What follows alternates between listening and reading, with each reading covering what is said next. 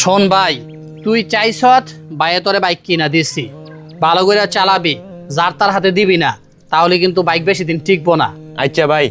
আর পড়াশোনা কিন্তু এখন থেকে ঠিক মতো করতে হইব। তুই বাইক চাইছত, বাইক দিছি, তুই বাইরে একটা ভালো একটা রেজাল্ট দিবি। আচ্ছা ঠিক আছে ভাই। কিরে, গাড়ি কিনছি মাত্র 2 দিন হইছে, তুই তো এখন দাগ ফালাই দিছত। না এটা কিছু না, এটা এমনই। চাচা একটা দরকার আইছিলাম। কি দরকারে? আর তুই কইতে আইছত? তোর শরীরে গন্ধ হয়ে সেন্টেন দেস না। চাচা রোদের তে কাজ করে আইছি তো এর লেগা।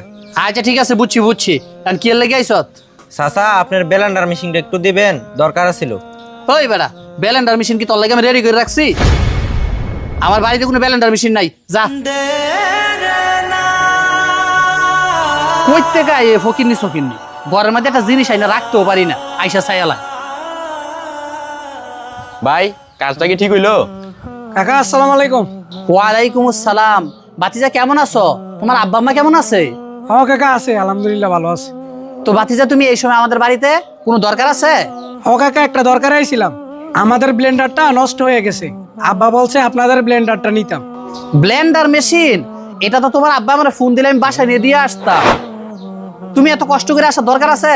তুমি দাঁড়াও, আমি এক্ষুনি নিয়ে আসতেছি। ভাই ব্লেন্ডার মেশিনের লেগে ইসুবে আইলো, ইসুবে দিলেন না আর নাজমুলে দিয়ে দিলেন। আরে ছোট ভাই, তুই কি মগা হবি?